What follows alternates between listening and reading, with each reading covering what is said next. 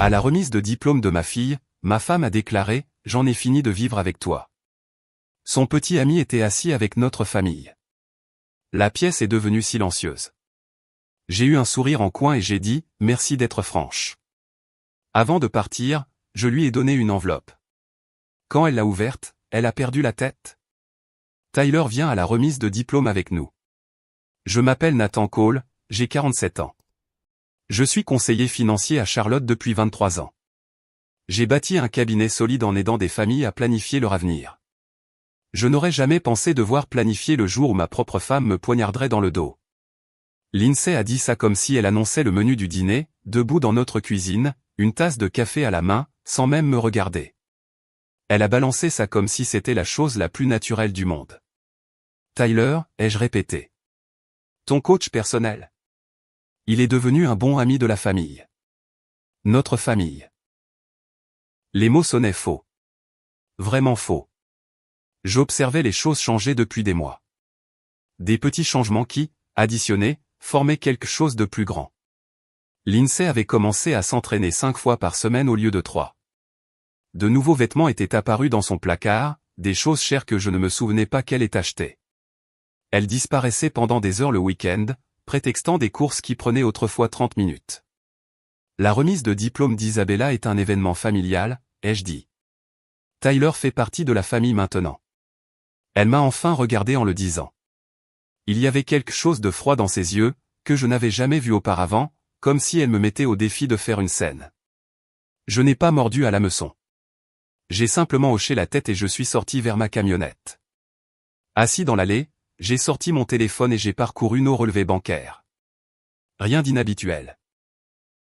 Les cartes de crédit semblaient normales aussi, mais ça ne voulait pas dire grand-chose. Lindsay était intelligente. Si elle préparait quelque chose, elle serait prudente. La remise de diplôme était dans 3 semaines.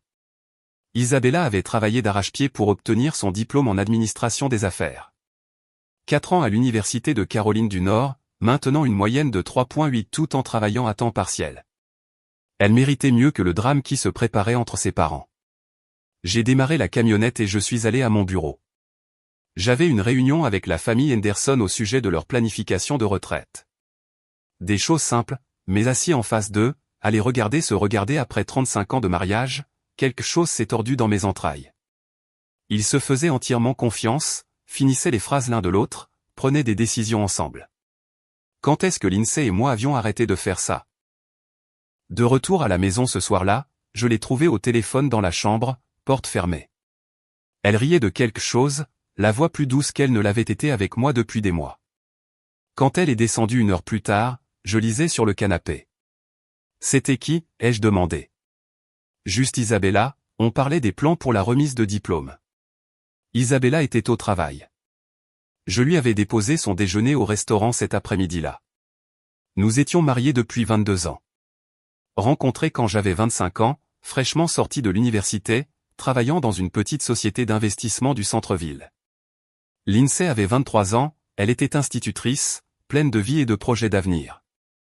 Nous avions tout construit ensemble, économisé pour la compte de notre maison en mangeant des nouilles instantanées et en sautant les vacances. Quand Isabella est née, Lindsay a pris 3 ans de congé pour rester à la maison. J'ai pris des clients supplémentaires, travaillé les week-ends, fait tout ce qu'il fallait pour nous maintenir à flot. C'était de bonnes années. Dures, mais bonnes. Nous étions une équipe. Les fissures ont commencé petitement, il y a peut-être 5 ans. Lindsay a repris le travail à temps partiel quand Isabella est entrée au lycée. Elle était agitée, disait qu'elle avait besoin de quelque chose pour elle. J'ai soutenu ça, je l'ai encouragée. Elle s'est inscrite à la salle de sport où travaillait Tyler. Elle a commencé à y aller religieusement, revenant pleine d'énergie, parlant de ses routines d'entraînement, de ses nouveaux amis là-bas. Au début, j'étais heureux qu'elle ait trouvé quelque chose qu'elle aimait. Mais les conversations au dîner ont changé. Avant, c'était sur nos journées, les activités scolaires d'Isabella, les plans du week-end. Progressivement, c'est devenu Lindsay parlant des potins de la salle de sport, des conseils de Tyler sur la nutrition, de l'opinion de Tyler sur ceci ou cela. Tyler a dit ceci, Tyler pense que, Tyler a recommandé d'essayer ce nouveau restaurant.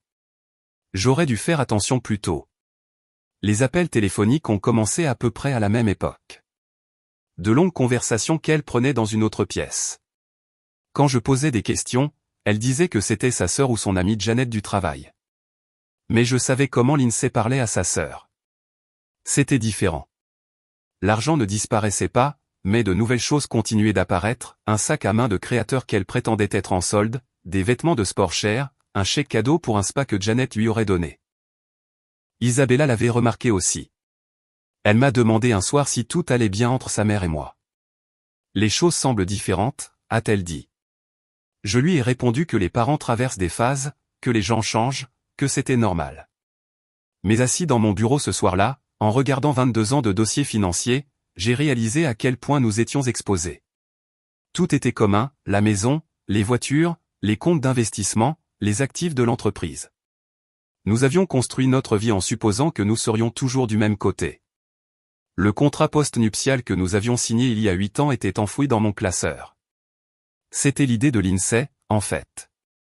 Elle s'inquiétait des problèmes de responsabilité liés à mon entreprise, voulait protéger les biens de notre famille si quelque chose tournait mal. Le document était exhaustif, très exhaustif. Y compris une clause sur l'infidélité. Je l'ai sorti et je l'ai relu. Chaque mot. Puis, j'ai passé quelques appels. La confirmation est arrivée un mardi matin. J'examinais les portefeuilles des clients quand mon téléphone a vibré. Un SMS d'un numéro que je ne reconnaissais pas. Une photo en pièce jointe. Lindsay et Tyler dans un restaurant d'hôtel du centre-ville. Pas assis l'un en face de l'autre comme des amis. Assis côte à côte, sa main sur sa cuisse, sa tête sur son épaule. Le message disait « Je pensais que vous devriez savoir. La sécurité de l'hôtel a plus d'infos si besoin. » J'ai fixé la photo pendant 10 minutes. Puis j'ai appelé le numéro. C'est Kevin Walsh. Je travaille à la sécurité du Marriott du centre-ville. Votre femme est une habituée ici depuis environ 4 mois. Toujours la même chambre, toujours avec le même type. Pourquoi me dites-vous ça? Mon frère a vécu la même chose. J'aurais aimé que quelqu'un le lui dise plus tôt. Je l'ai remercié et j'ai raccroché. Le plus étrange, c'est que je n'étais pas en colère. Pas encore. Je ressentais autre chose. Du soulagement, peut-être. Comme si j'avais retenu mon souffle pendant des mois et que je pouvais enfin expirer. Au moins, maintenant, je savais. Je suis rentré tôt et je me suis assis dans ma camionnette, dans l'allée. Notre maison avait le même aspect que toujours, colonial à 2 étages, volets bleus, le jardin que Lindsay avait planté quand Isabella était petite. De l'extérieur, nous ressemblions à n'importe quelle autre famille de classe moyenne aisée. Mais tout était différent maintenant. La voiture d'Isabella n'était pas là, elle était à son travail à temps partiel au café près du campus. La voiture de Lindsay était partie aussi, probablement à la salle de sport. Ou à l'hôtel. Je suis entré et je me suis fait un sandwich. Je me suis assis à la table de la cuisine où nous avions pris des milliers de repas ensemble, pris des milliers de décisions, planifié l'avenir de notre fille. L'invitation à la remise de diplôme était collée sur le réfrigérateur avec un aimant en forme de toque de diplômé. Isabella avait été si fière en nous l'attendant. La première personne de nos 2 familles à obtenir un diplôme universitaire. Je veux que mes 2 parents soient là, avait-elle dit. Au premier rang. C'est notre moment. Notre moment. J'ai fini mon sandwich et je suis allé dans mon bureau. J'ai ressorti le contrat post-nuptial et j'ai lu chaque ligne. Puis j'ai ouvert mon ordinateur portable et j'ai commencé à faire des listes.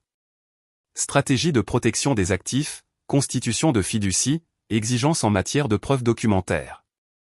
J'avais passé 2 décennies à aider des familles à planifier leur sécurité financière.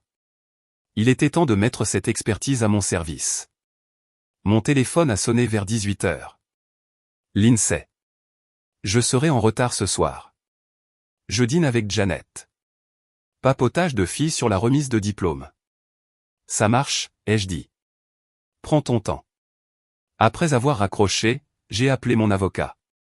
Puis mon comptable. Puis un détective privé dont la carte de visite traînait dans le tiroir de mon bureau depuis 3 ans. La remise de diplôme était dans 17 jours. J'avais du travail. J'ai décidé de tâter le terrain 2 semaines avant la remise de diplôme. Conversation décontractée autour du café du matin. Je pensais aux places pour la remise de diplôme, ai-je dit. Peut-être que Tyler devrait s'asseoir avec sa propre famille au lieu de la nôtre. Pour faire simple. La tasse de café de Lindsay s'est arrêtée à mi-chemin de ses lèvres. Qu'est-ce que tu insinues? Juste que c'est une journée familiale. Parents, grands-parents, parents proches. Tyler ne correspond pas vraiment à cette catégorie. Son visage a changé. Sa garde s'est instantanément levée. Tyler a été incroyablement solidaire de notre famille. Il mérite d'être là. Solidaire comment? Mauvaise question. Je l'ai su à la seconde où je l'ai posée. Mais je voulais voir sa réaction. Elle a posé sa tasse et m'a regardé comme si j'étais déraisonnable. Il a été un bon ami pendant une période difficile. Quelle période difficile? Ça, dit-elle en faisant un geste entre nous. Nous. La façon dont les choses se sont passées dernièrement. Alors maintenant, c'était ma faute. La distance, les secrets, les nuits tardives. J'étais le problème. Je n'ai remarqué aucune difficulté particulière, ai-je dit. C'est exactement le problème, Nathan. Tu ne remarques plus rien. Elle s'est levée et a commencé à débarrasser la table avec des mouvements brusques et colériques. Tu travailles tout le temps, toujours concentré sur tes clients et leurs problèmes. Quand est-ce que tu m'as demandé pour la dernière fois comment j'allais, vraiment demandé? J'ai voulu souligner que je lui avais demandé la semaine dernière, quand elle était rentrée contrariée d'une de ses longues courses. Elle m'avait repoussé, disant que ce n'était rien. Mais je suis resté silencieux. Je l'ai laissé parler. Tyler écoute. Il se soucie de ce que je traverse. Il me donne l'impression d'exister. Voilà. La justification. La façon dont elle réécrivait notre histoire pour se faire passer pour la victime et lui pour le héros. Donc il vient à la remise de diplôme, ai-je dit. Oui. Et si ça te dérange, tu devrais peut-être réfléchir à pourquoi. Elle a attrapé son sac et s'est dirigée vers la porte. Je vais à la salle de sport. Ne m'attends pas ce soir, Tyler et moi dînons après ma séance. La porte a claqué derrière elle. Je suis resté assis à la table de la cuisine pendant une autre heure, buvant du café et réfléchissant. Puis j'ai appelé Kevin Walsh à l'hôtel. J'ai besoin de copies de tout ce que vous avez, ai-je dit. Dossier de l'hôtel, vidéosurveillance, reçu de carte de crédit. Tout. C'est beaucoup de documents. Ça pourrait prendre quelques jours à compiler. L'argent n'est pas un problème. J'ai besoin que ce soit complet et légal. Admissible au tribunal si nécessaire. Je comprends. Donnez-moi une semaine. Cet après-midi-là, j'ai rencontré mon avocat, James Morrison. Nous nous connaissions depuis 15 ans. Il s'était occupé de la constitution de mon entreprise, de nos testaments, du contrat post-nuptial. C'est un document solide, dit-il en examinant l'accord. Si vous pouvez prouver l'infidélité, elle renonce à toute prétention sur les actifs de l'entreprise, les comptes d'investissement, et même la pension alimentaire pour conjoint. Et la maison? Propriété commune acquise avant l'accord. Elle aurait droit à la moitié, mais vous pourriez forcer une vente. Et si je déplaçais des actifs avant de déposer la demande? Il m'a regardé attentivement. Ça dépend de comment vous les déplacez, et quand. Cacher des actifs est illégal. La protection des actifs ne l'est pas. Expliquez la différence. La protection des actifs implique des structures juridiques mises en place à des fins légitimes, fiducie, entités commerciales, comptes de retraite. Tant qu'ils sont établis et financés pour des raisons valables, ils sont protégés. J'ai hoché la tête. Qu'est-ce qui constitue une raison valable? La planification successorale, l'optimisation fiscale, la protection contre les créanciers, subvenir à l'avenir de votre fille. Nous avons parlé pendant 2 heures. Quand j'ai quitté son bureau, j'avais une compréhension claire de ce que je pouvais et ne pouvais pas faire. Plus important encore, j'avais un calendrier. Tout devait être en place avant que je ne confronte Lindsay. Une fois qu'elle saurait que je savais, elle prendrait un avocat et commencerait à se battre pour tout ce qu'elle pourrait obtenir. Mais si les actifs étaient déjà protégés, déjà déplacés dans des structures légitimes, il n'y aurait plus rien à se disputer. Ce soir-là, j'ai appelé Isabella. Comment vont les études? Tout est prêt pour la remise de diplôme? J'ai presque fini mes examens. Je suis si excité, papa. J'ai l'impression que c'est le début de tout. Je suis fier de toi, ma chérie. Vraiment fier. Est-ce que tout ira bien entre maman et toi à la remise de diplôme? Je veux dire, les choses semblent tendues ces derniers temps. J'ai fermé les yeux. Gamine intelligente. Trop intelligente. Tout ira bien, ai-je dit. C'est ta journée. Rien ne la gâchera. Kevin Walsh a livré les documents un jeudi. Dossier de l'hôtel remontant à 6 mois. Vidéosurveillance des caméras du hall. Reçu de carte de crédit du restaurant et du service en chambre. C'était pire que ce que j'avais pensé. Il se voyait 2 fois par semaine, parfois 3. Toujours la même chambre. Toujours facturé sur une carte de crédit que je ne reconnaissais pas. Quand j'ai appelé le numéro sur la carte, je suis tombé sur la messagerie vocale de Tyler. Ils payaient pour leur liaison. Ça a fait plus mal que ça n'aurait dû. Les images les montraient arrivant séparément, partant séparément. Prudent, entraîné. Ce n'était pas une chose récente qui avait dérapé. C'était une tromperie délibérée et continue. Mais le vrai coup de poing est venu quand j'ai trouvé les papiers cachés dans la boîte à bijoux de Lindsay. Sous les boucles d'oreilles qu'elle ne portait jamais, il y avait un dossier. À l'intérieur, des impressions de sites immobiliers. Des appartements à Charleston, à Asheville. Tous à louer. Tous entourés d'encre rouge. Il y avait aussi une note manuscrite de Lindsay, besoin d'établir la résidence d'ici juin. Dépôt de la demande de divorce en juillet. Juin, c'était dans 3 semaines. Juillet, c'était juste après la remise de diplôme. Elle n'avait pas seulement une liaison. Elle planifiait sa stratégie de sortie. La confrontation à la remise de diplôme n'allait pas être spontanée. Elle allait être calculée. Je me suis assis sur le bord de notre lit, tenant les papiers, comprenant pour la première fois à quel point je m'étais fait manipuler. L'abonnement à la salle de sport, les nouveaux vêtements, le changement de personnalité. Tyler n'était pas seulement son amant. Il était son plan de transition. Et j'étais censé être la victime surprise quand elle annoncerait qu'elle partait. Mon téléphone a sonné. Lindsay. Je serai encore en retard ce soir. Tyler m'aide à planifier quelque chose de spécial pour la remise de diplôme d'Isabella. Quel genre de spécial? Une surprise. Tu verras. J'en étais sûr. Après qu'elle ait raccroché, j'ai appelé mon comptable. Robert, j'ai besoin de créer une fiducie. Une fiducie éducative pour Isabella. Transférer certains actifs à des fins fiscales. Quel genre d'actifs? Portefeuille d'investissement, quelques intérêts commerciaux, peut-être un transfert de propriété. C'est un mouvement important, Nathan. Une raison particulière pour le calendrier? Planification successorale. Je veux mettre les choses en ordre alors qu'Isabella commence sa vie d'adulte. Ce n'était pas un mensonge. Pas exactement. Nous nous sommes rencontrés le lendemain matin. Robert avait préparé les documents pendant la nuit. Une fiducie éducative irrévocable avec Isabella comme seule bénéficiaire. Je serai le fiduciaire jusqu'à ses 30 ans, mais les actifs lui appartenaient. Cela protège les fonds des créanciers, des divorces, des poursuites judiciaires, a expliqué Robert. Une fois que vous transférez des actifs dans la fiducie, ils ne font plus partie de votre patrimoine personnel. Et la maison? Vous pourriez transférer votre moitié à la fiducie, laissant votre femme avec ses 50%. Mais elle ne pourrait pas forcer une vente sans le consentement de votre fille en tant que bénéficiaire de la fiducie.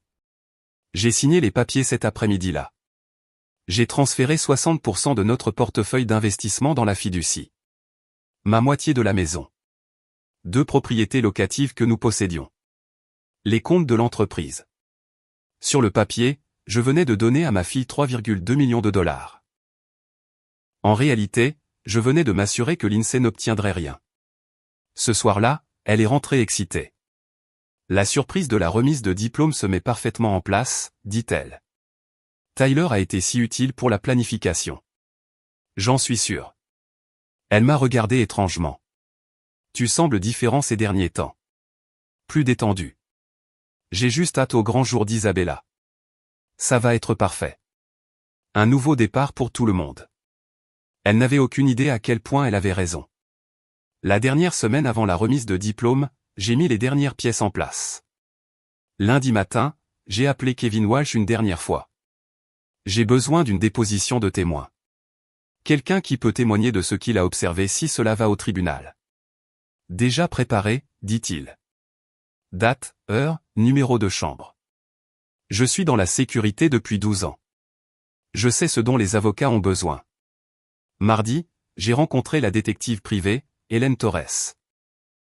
Professionnelle, minutieuse, chère. J'ai besoin de documentation sur leurs apparitions publiques ensemble, ai-je dit. Restaurants, événements, partout où ils auraient pu être vus en couple. Sur quelle période?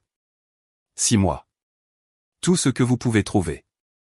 Photographie, déposition de témoins, relevé de carte de crédit. Tout. Elle m'a remis un rapport préliminaire cet après-midi-là. 23 occasions documentées où Lindsay et Tyler avaient été vus ensemble en dehors de la salle de sport. Dîner, café, un week-end à la montagne que je pensais qu'elle avait passé avec sa sœur. Sa sœur vivait en Floride. Mercredi, j'ai déjeuné avec Isabella au café où elle travaillait. Nerveuse pour la remise de diplôme, ai-je demandé. Excitée. Un peu triste que cette partie de ma vie se termine, tu sais. J'ai hoché la tête. Je savais exactement ce qu'elle voulait dire.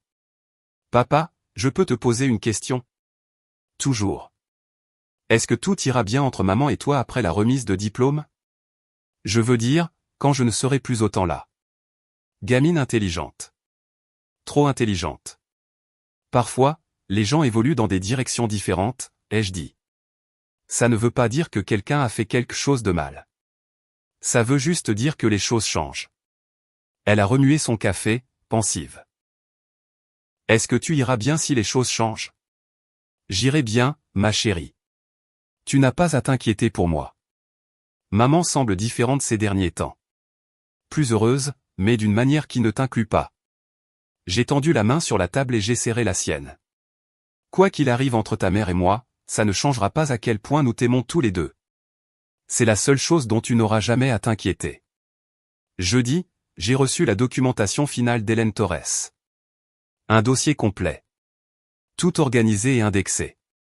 Dossier de l'hôtel, vidéosurveillance, déposition de témoins, dossier financier. J'ai tout mis dans une enveloppe craft et je l'ai scellé.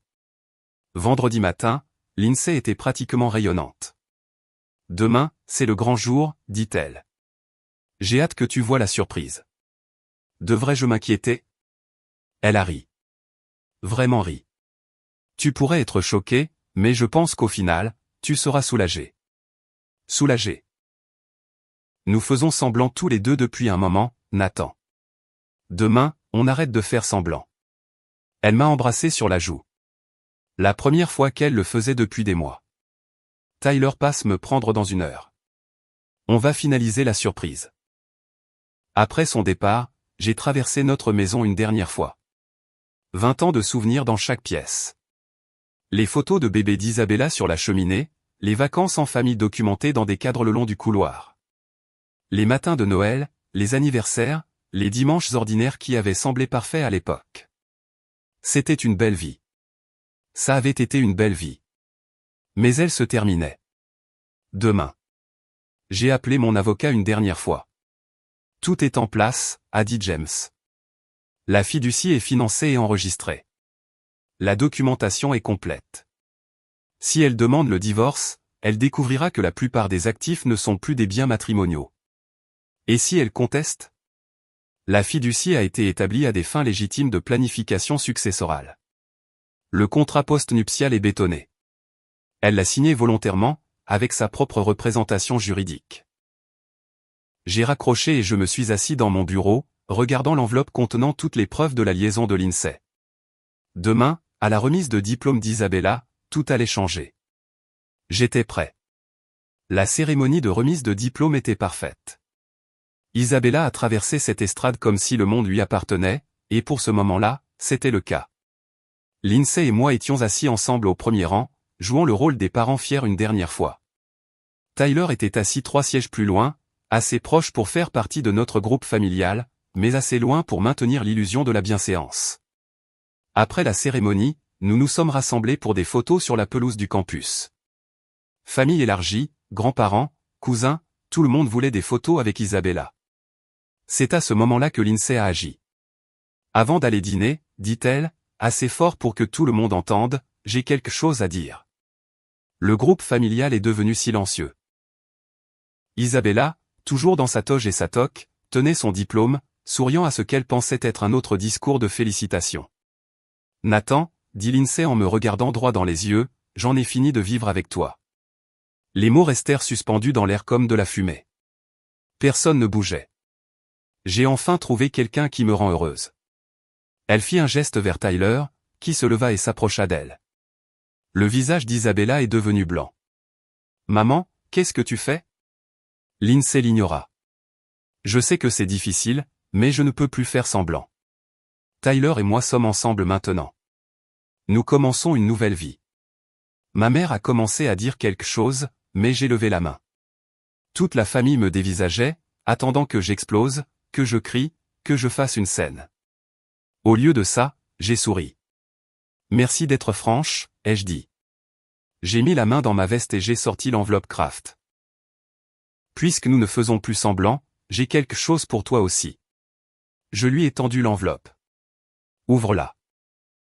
Elle avait l'air confuse, mais l'a prise, s'attendant probablement à des papiers de divorce ou à une lettre de colère. Elle a ouvert l'enveloppe et en a sorti le contenu. Les reçus de l'hôtel sont sortis en premier, puis les photos de la sécurité, puis le contrat post-nuptial avec la clause d'infidélité surlignée en jaune. Son visage a changé à mesure qu'elle lisait. La confusion s'est transformée en compréhension. La compréhension en panique. Qu'est-ce que c'est que ça? Des documents, ai-je dit calmement. Dossier de l'hôtel, déposition de témoins, transfert financier. Tout ce que tu as fait ces 6 derniers mois. Elle a feuilleté les papiers, les mains tremblantes. La dernière page est particulièrement intéressante, ai-je ajouté. Les documents de transfert d'actifs. Il s'avère que pendant que tu planifiais ta surprise, je planifiais la mienne. Elle a trouvé les documents de la fiducie, les a lus 2 fois.